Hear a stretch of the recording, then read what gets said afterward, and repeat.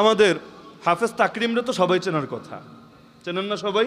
হাফেজ তাকরিমের যিনি উস্তাদ, মানে এখন সাগরেদকে দিয়ে উস্তাদের পরিচয় দেওয়া লাগে, যদিও তিনি আগ থেকেই সমহিমায় মহিয়ান এবং অনেক আলেম ওলামারা খুব ভালো রকম চেনেন। তো সেই হজরত নিজে আমাকে শোনালেন ফেনিয়াক মাহফিলে বয়ানের আগে যে হুজুর, ব্যক্তিগতভাবে আমি সবসময় প্রসিদ্ধির এন্ট্রি ছিলাম, মানে ওই যে বিজ্ঞাপন দেওয়া, নিজেরা ভাইরাল করা, নিজেরা পাবলিকের সামনে তুলে ধরা, এই রোগ আমার ছিল না। এমনকি মাদ্রাসার বিজ্ঞাপনও আমি দিতাম না। তো সারা জীবন চেষ্টা করেছি নিজেকে একটু লুকিয়ে লুকিয়ে রাখতে, কিন্তু আল্লাহ এমন বিজ্ঞাপন একটা দিয়ে দিয়েছে, মানে বাংলাদেশের ইতিহাসে আন্তর্জাতিক হাফেজের সংখ্যা কম না, অনেক ডজন ডজন আছে আলহামদুলিল্লাহ। কিন্তু তাকরিমের সময় আল্লাহ তাআলা এমন এক মাকবুলিয়াত দান করেছেন যে সেই সময় সেকুলারদের একটা আগ্রাসনের কারণে, ওদের একটা প্রপাগান্ডার কারণে ইসলামপন্থীরা সবাই এমনভাবে তাকে প্রমোট দিয়েছে, এখন বলে হুজুর যে এক বিজ্ঞাপনই তা আল্লাহ আমার এমন ভাইরাল বানিয়েছে, এখন ফোন আমার বন্ধ করে রাখা লাগে।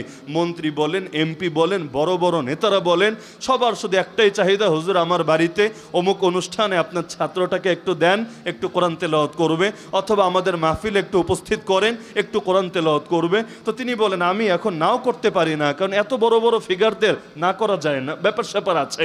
তো বাধ্য হয়ে ফোনটাই বন্ধ করে রাখি, কারণ উস্তাদ কিভাবে ছাত্রের ক্ষতি করতে পারে। আমি ছাত্র অবস্থায় যদি তারে মাহফিলে এই কামে লাগাই দেই, তাহলে টাকা পয়সা তো ঠিকই পাবে, আলেম আর হওয়া হবে না। তো একজন উস্তাদ কিভাবে অবুঝ ছাত্রের জীবন বরবাদ করতে পারে? আগে আলেম হোক, তারপর স্টেজ পারফর্ম কত করা লাগে করবে ইনশাআল্লাহ। তো এই হলো এখলাস।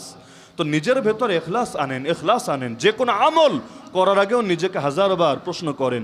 এজন্য দেখেন না আল্লাহ রাসূলের সুন্নত কি, ফরজ নামাজটা খালি মসজিদে পড়া, সুন্নত নামাজ ঘরে পড়া, এটাই কিন্তু রাসূলের মূল সুন্নাহ। হ্যাঁ, যদি আমরা আপনাদেরকে এর ব্যাপক পরামর্শ দেই না, কিসের জন্য জানেন?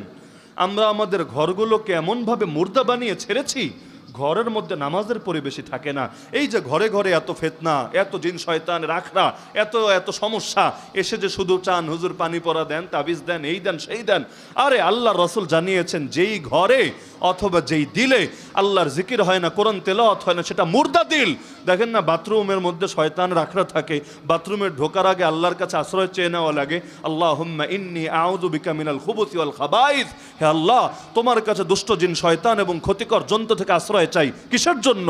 কারণ এই বাথরুমে কোরআন তেলাওয়াত হবে না, আল্লাহর জিকির হবে না, তো সদা সর্বদা যেই জায়গা আল্লাহর জিকির থেকে খালি থাকে, অটোমেটিক সেটা শয়তানের আবাসস্থলে পরিণত হয়। তো যেই ঘরে কোরআন তেলাওয়াত হয় না, ওই ঘর শয়তানের আশ্রয় কেন্দ্র হবে না, তো কার আশ্রয় কেন্দ্র হবে? এজন্য ঘরের মধ্যে কমাস কম এক সূরা বাকারা যদি নিয়মিত তেলাওয়াত করতে পারেন, আর যদি ঘরের মধ্যে নফল সুন্নত নামাজগুলো